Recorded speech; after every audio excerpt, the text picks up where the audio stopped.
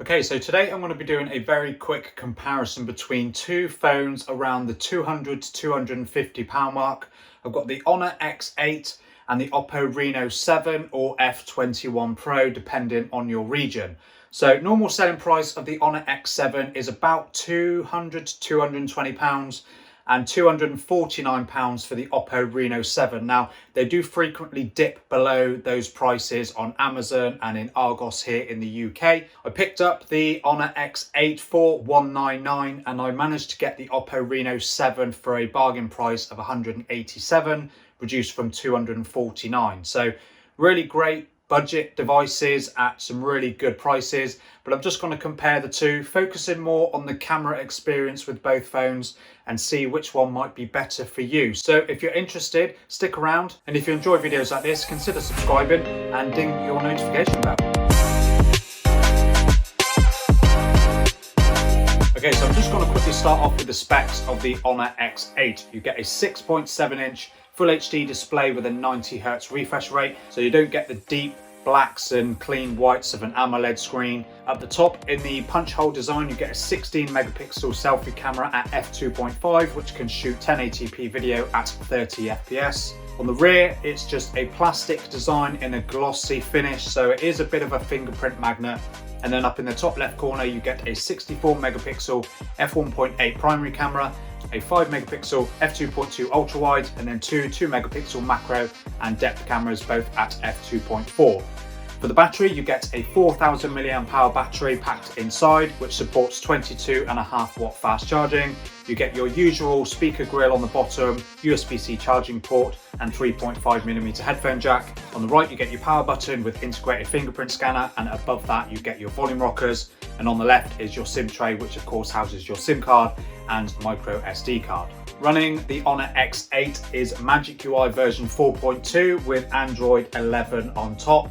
So it isn't unfortunately running the most up-to-date software, but if you're someone that's not too worried about having the most up-to-date software, you'll be absolutely fine with the Honor X8 how it is. Now switching to the Oppo Reno 7, up front you get a 6.43-inch AMOLED display with a 90Hz refresh rate and an in-display fingerprint scanner. Up in the top left-hand corner, you get a 32 megapixel selfie camera which can shoot 1080p video at 30 FPS, but you do get electronic image stabilization on this selfie camera as well. You'll have nice stable selfie video. On the right of the phone, you've just got a power button. On the left, you've got your volume rockers, and then above that, you've got your SIM tray, which can house your obviously SIM card and micro SD card. At the bottom, you've got a speaker, 3.5mm headphone jack, and USB-C charging port, which supports Oppo's SuperVoop 33 watt fast charging. And then on the back, this is where the Oppo Reno 7 is a little bit unique.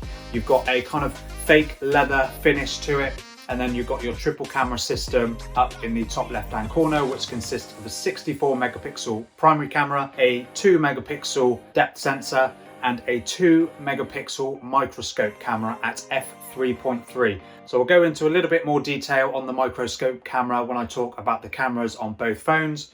But that is the Oppo Reno 7, and you also get a 4500 mAh battery packed inside, which is a little bit smaller than the 5000 mAh found in a lot of other budget phones and bigger than the 4000 mAh found in the Honor X8. And both the Honor X8 and the Oppo Reno 7 are running Qualcomm Snapdragon 680 processor, a 4G processor built on a 6nm fabrication, so mid-range performance from both of these phones, and neither have 5G, so that is something to bear in mind if you are considering either of these smartphones. So I'm just going to quickly jump into the camera app of each of these phones to show you any special features they may have, and then I'll talk a little bit about photo quality from both of these phones and compare some photos between the two.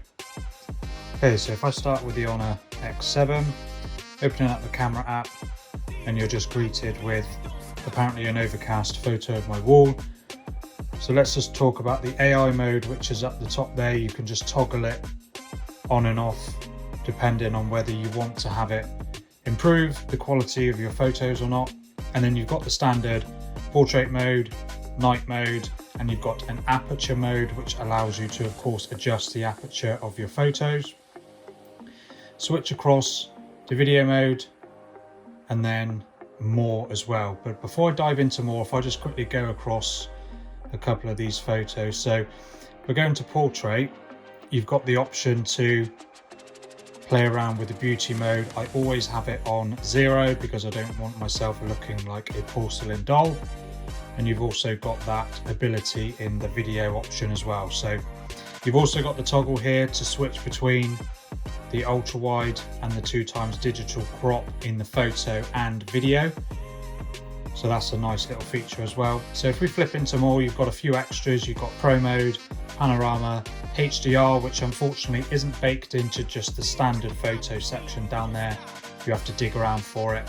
Super macro, stickers, time lapse, dual view, which allows you to shoot a bit of content from each camera at the same time. And then you've got high resolution, which is the 64 megapixel mode, and story mode as well. You can dive into settings and change a few bits on there, like the video resolution. It tops out at 1080p, but you can do 720p, and 30 FPS is the only frame rate that you can pick.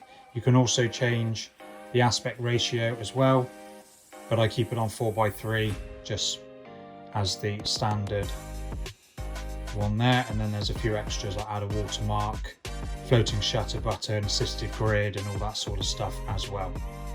Now if we just bring up the Oppo Reno 7, just quickly testing out the in-display fingerprint sensor pretty quick. It's a pretty similar story here with the Reno 7. You've got video, night mode. There's no aperture mode on the Oppo Reno 7. And you've got the microscope mode, which I'll get into a little bit in a minute. And then there's portrait mode as well. And there you've got Pro, Extra HD, which again is the 64 megapixel mode, panorama, slow-mo, time-lapse, sticker, and text scanner. So there's not quite as many extras with the Oppo Reno 7 as what you find on the Honor X8. And then you've also got a 2x digital crop on the Oppo Reno 7 as well. Obviously no ultra wide, as the phone doesn't come with the ultra wide. There is also a shortcut to the Extra HD up there. You can just flip to 64 megapixel mode, toggle your AI mode on and off. HDR is baked into the standard photo mode, which is nice, so it will automatically detect a HDR situation without having to go into your more section to dig it out. And then you can go into settings and again change a few bits, watermark, level, shutter sound, and all that sort of stuff as well. Okay, so I am going to try and demonstrate this microscope mode to you on camera.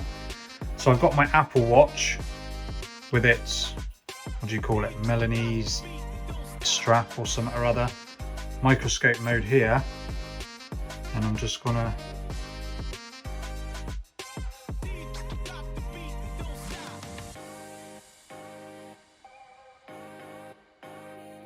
you gotta get the focus pretty on point.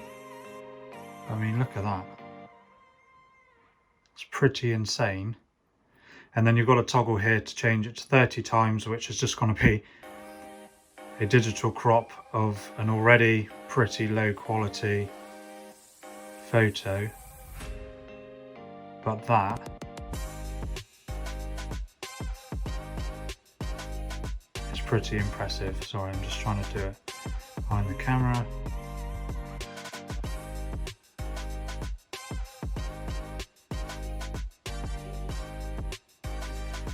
So that is that,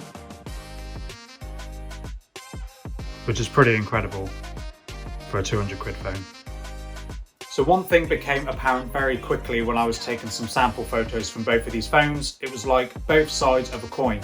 On one side you've got the Honor X8, which has some very flat colours, not the best dynamic range, and generally a very flat looking image. And on the flip side, you've got the Oppo Reno 7, which turns the contrast right up. Saturation is a lot more on the Oppo Reno 7, and in most instances, I did prefer the photos coming from the Oppo Reno 7. There were a couple of instances where I thought, okay, Oppo, tone it down a little bit. There's a little bit too much contrast and dynamic range with this particular photo.